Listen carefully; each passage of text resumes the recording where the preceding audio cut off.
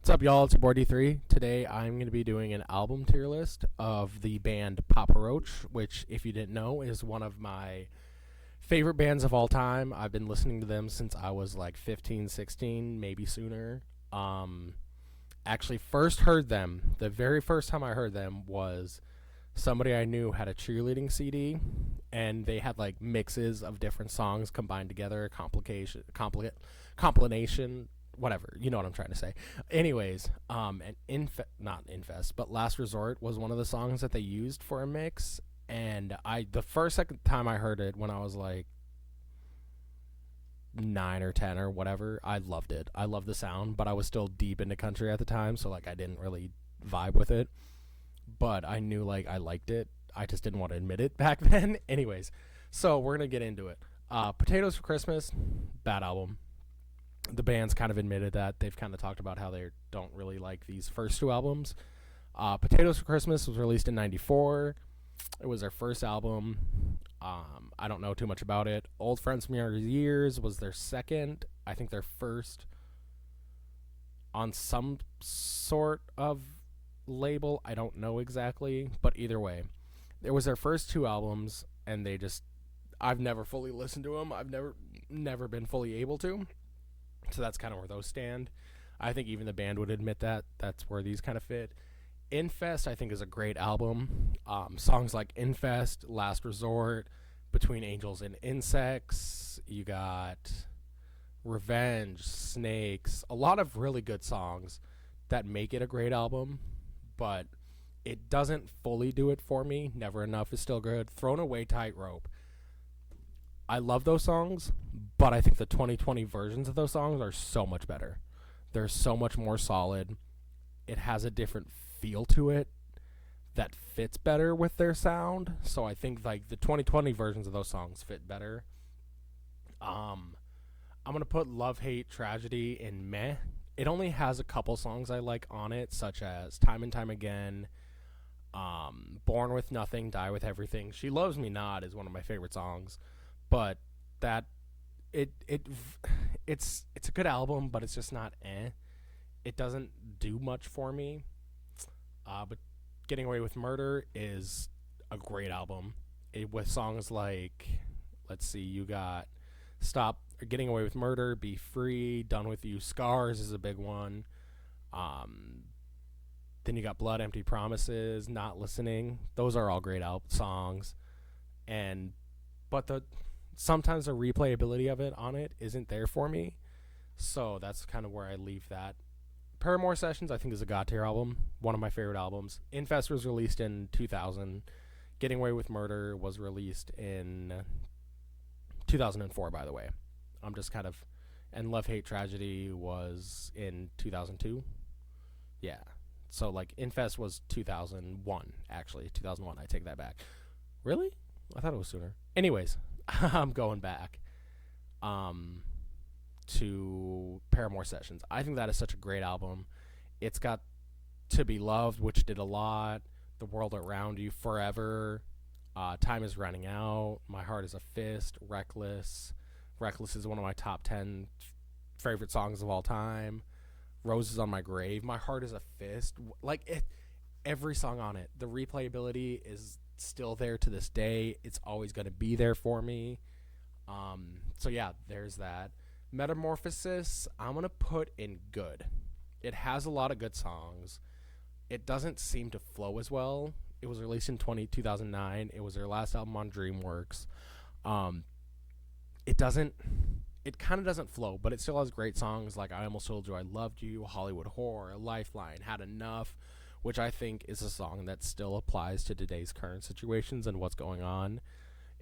It's a timeless song, and it's sad that it is that way. Carry Me is amazing. Yeah, so like it's a good album, but it's just not great, in my opinion. Time for Annihilation, which was a half recorded, half live, and I'm gonna put it in great, just because those recorded songs that they did for it are so good. No matter what, if I ever get married, that song's being played at my wedding. I don't give a fuck. One Track Mind is so good. Enemy, Burn, So good, such a good album, and they kind of were like at this like weird point because like that was their first kind of thing that they did with Better Noise, which was 11/7 at the time. The Connection, I think I'm gonna put that one in great. It was released in Time for Annihilation was released in 2010, by the way. Um, the Connection was released in 2012, and this album did a lot for me personally. It got me through like a year and a half of some really rough shit. So like Still Swinging, Where Did the Angels Go, Silence Is the Enemy, all really good songs. Before I Die, Not That Beautiful is among some of my one of my top favorite songs. Leader of the Broken Hearts, really good, and it it's a no skip album, honestly. And then there's Fear, which was released in 2015. I'm gonna put that one in.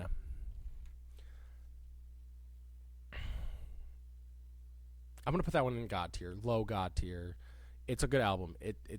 It's so good with songs like Face Everything and Rise, Falling Apart, Broken as Me, and the broken version they did with Danny Warsnop, fantastic. Chef's kiss on that. Love Me Till It Hurts is one of my favorite songs by them. War Over Me, Gravity, which was the first feature that they did with Maria Brink.